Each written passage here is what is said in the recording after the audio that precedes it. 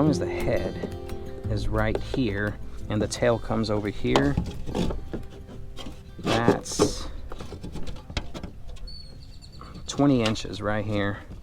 So we lay the head down right there, 20 inches. That alleviates us having to take that out there. I mean, real estate's already at a prime on this kayak right here, and we've just got the bare necessities. One tackle tray for all my lures, the little dispatch kit, fish grip, push pole, paddle, life jacket, ice bag to preserve the fish, batteries, and a few other safety items inside there, cutting board, one rod. That is it. We're leaving this. Huh. Water is surprisingly cool.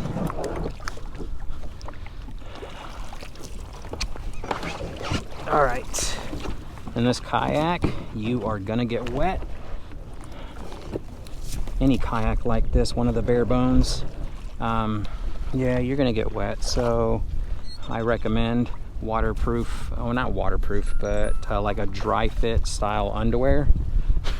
So you ain't gotta stay all soggy inside your chones. It's gonna get steamy. Man, all my hopes and dreams were counting on this back lake producing.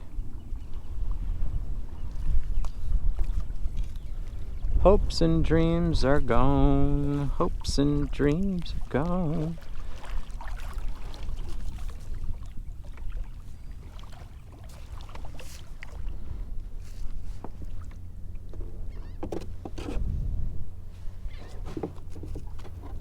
All right, this is gonna be my last stop.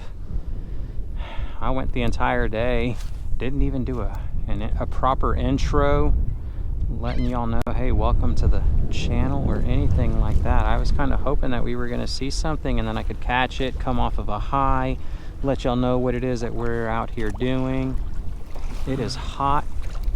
I'm talking super hot. I don't know why I'm out here right now. Mainly because I miss being on the water, but this heat wave that we've had has just been relentless.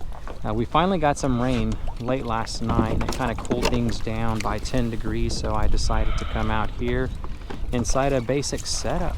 It's been a long time, approximately 15 years.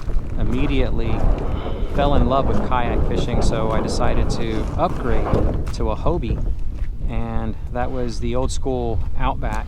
The pedal drives, that just made things very, very comfortable, easy to get around, no longer having to paddle, and it just made things really easy as far as kayak fishing was concerned, and I hadn't turned back since then. And now here we are, just very simple grab and go kayak, able to pick it up by myself off of the garage rack, and it just makes it super easy whenever you come out here by yourself.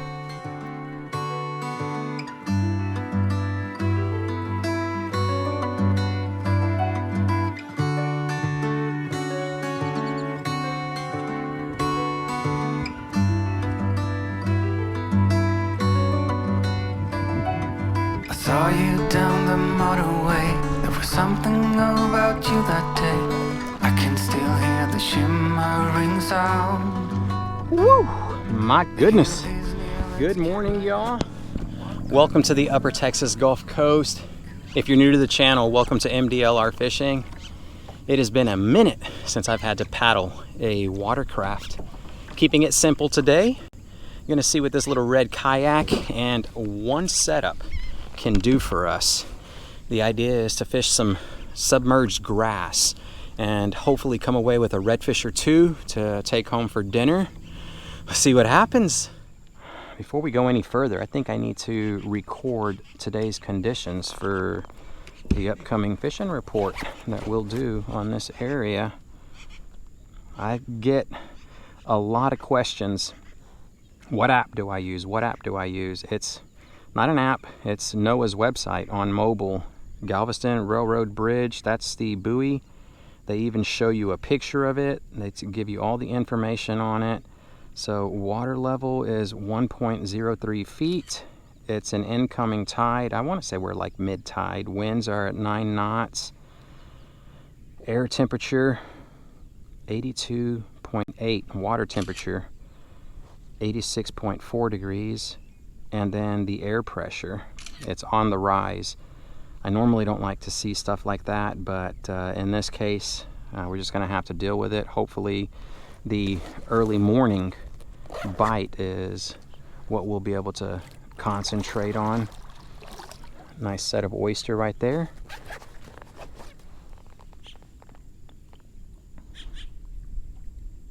That's what you want to see whenever you come out here. That lets you know, hey, there's oyster right there. It's a very big fish attractant. And oh, look at that. Bait just got busted up on right inside there. Keep your eyes open when you're out here and try to make as little movement on the kayak and disturbances as possible. I found that you can talk and stuff like that. If you got a partner out here with you, just keep the bumping of anything on a plastic kayak to a minimum, because that will alert the bait fish, it'll alert the game fish.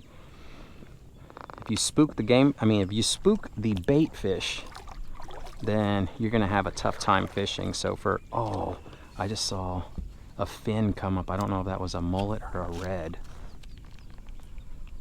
But yeah, you're gonna have a tough time fishing if you can't go into like a ninja mode, so to say. So that's about what we're gonna do. I'm gonna be quiet until we come up with a catch or we see something worthy of talking about. Brushing that bait, trying to get big before the summer's done. All right, what are you eating? What are you eating? You're spitting it all up.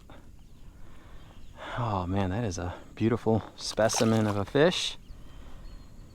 +1 for the little red kayak. Okay, again. Now that's going to be my last and final cast, because I think he's a small fella.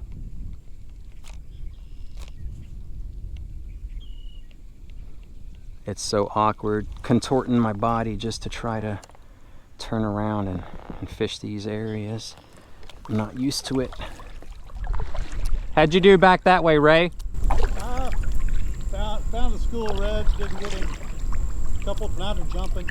Okay, I'm heading that way because the back lake is just ungodly shallow. It was shallow over there too. I got in fairly good ways, and it was just, that seagrass. Yeah. I had to get out and walk them a little bit. Okay, that's the same way it is back there, and I only got one red to bite, but I was so contorted I couldn't set the hook. Yeah, right inside that little opening there, I had hit a school. I don't think I spooked him until I started throwing at him. Ah, okay.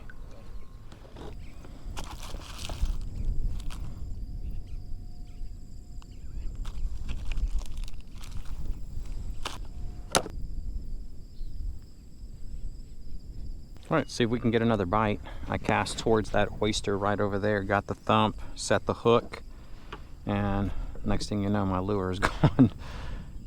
I don't know if it was actual oyster that I mistook for a bite or if it was a flounder.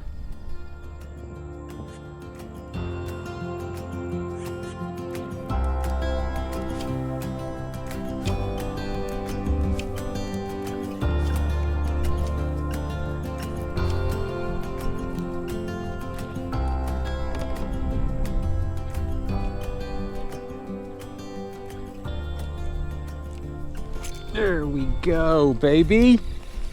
Flats bug flounder right there. Oh, yes.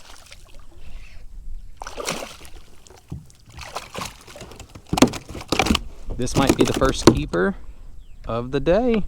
That looks to be about 16 inches right there. Some great eating. I hope I have my little measure. I don't think I have that measure on me. Ah, dang, son. gonna need you to chill out with that. You got some nice pokey teeth that will really get me. There we go. Look at that, y'all. Okay. Well, Bronco Billy right there. This right here is a flats bug. Check that out. Nice. Well suited for bouncing across the bottom. I just scraped up on some oyster right there. That oyster attracts all the game fish because a lot of bait try to use it as their refuge. That is for sure a keeper. I gotta figure out how the heck to measure this guy. Whoa, whoa, whoa. I need you to settle down. There we go. Let's get a good grip on him. Oh gosh, he's got them monster teeth. There we are. Look at that gorgeous, gorgeous flounder.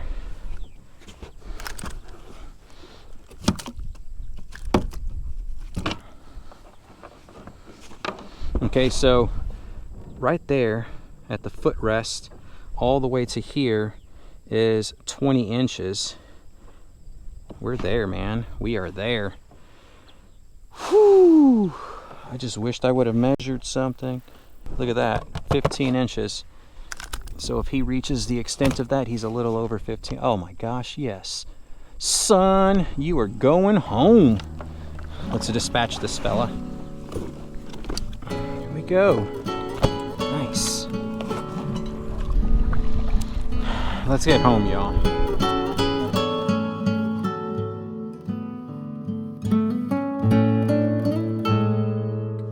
It's clarified butter, thin sliced garlic, and then just shallot right now. I just kind of want to let it go for about 2 minutes.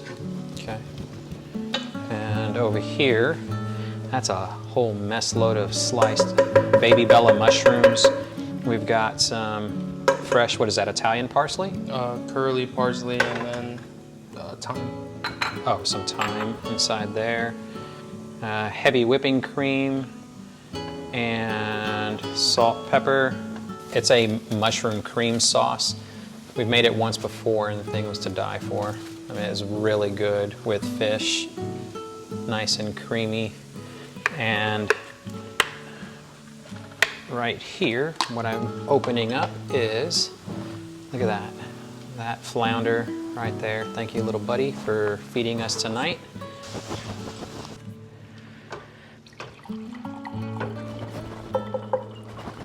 Yeah, it's not as bad as like the red wines.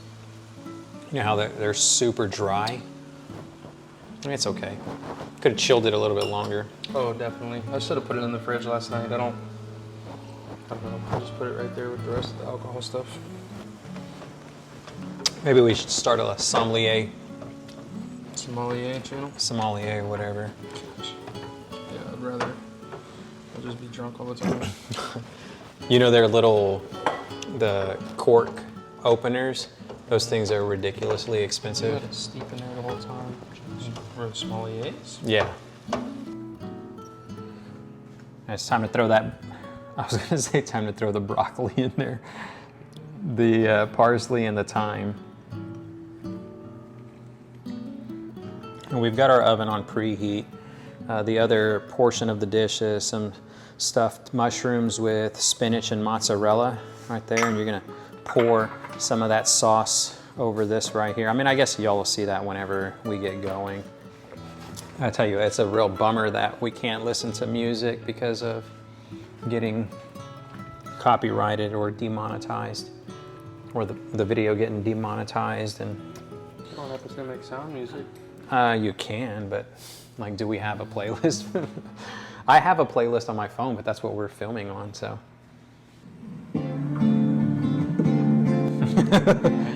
can change it. That's listen, loud though. Yeah, it is very loud. Listen to some, what is it, samba? Music. Seasoning to this and add some spice. Crawfish tails. I've always wanted to do like a crawfish stuffed croaker or something like that. This ain't gonna take long at all.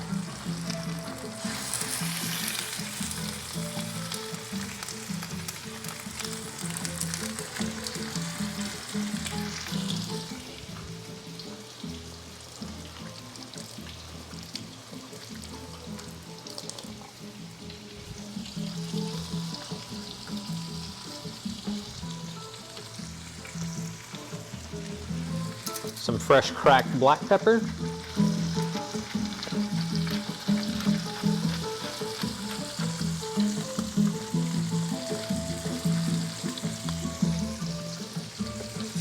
Fresh sea salt. I guess if there's such a thing.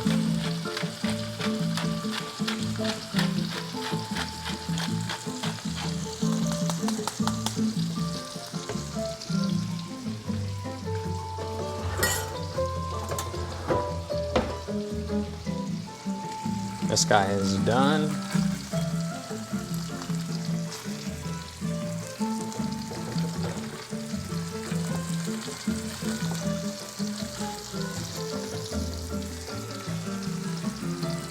Yeah, it's flaking apart already just on the flip.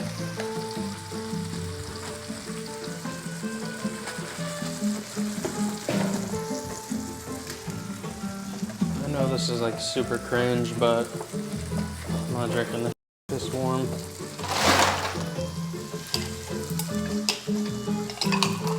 Trailer park wine. Yeah. Salt and pepper.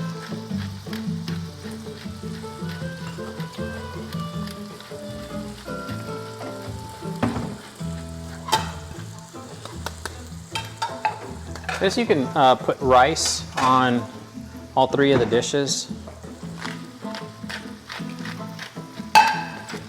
You don't got to put a lot on mine though.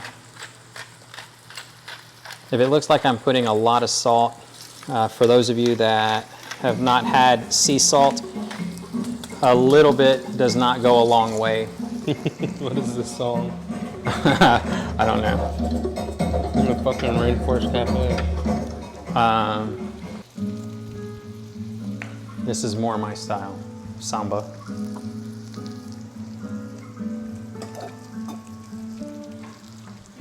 Just put the fish on there. We got about 5 more minutes. I'm gonna cut this because it's still gonna continue cooking. Cast iron will hold its heat for a while. It's not finished cooking right now per se, but we got 5 more minutes before our mushrooms can come off. That's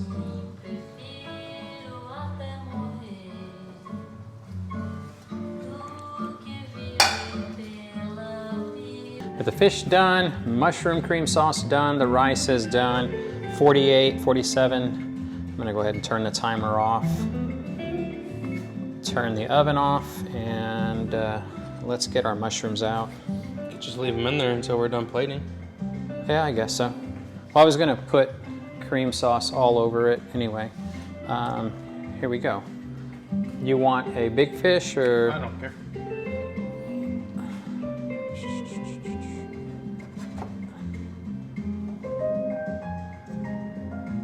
There we go. I'll take the other big piece.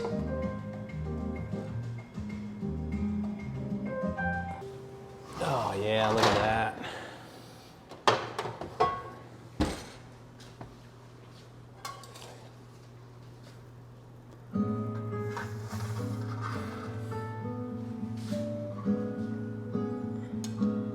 Get another one. Okay. I just want the sauce to go down to the... Okay, that's good for my fish. And then just on my mushrooms, there we go. A little bit more on a mushroom. Gosh, that looks so good now. It looks like a plate of slop. It's gonna taste really good though, y'all. Favorite part of every video whenever we do a catch and cook is definitely the eating.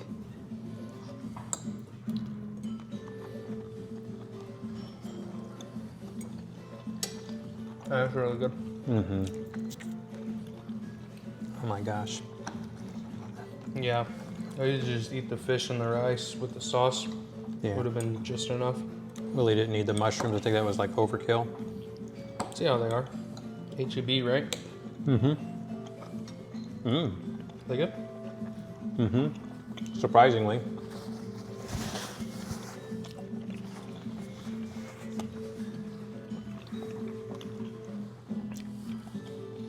Boy, did we have to work for this flounder.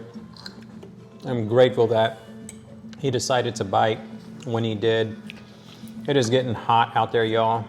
That humidity, almost darn near 100%, is very hard to breathe out there.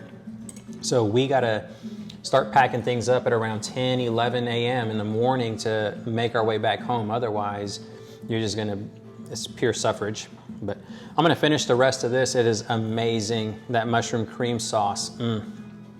Oh gosh, it's so delicious. And the flounder as well.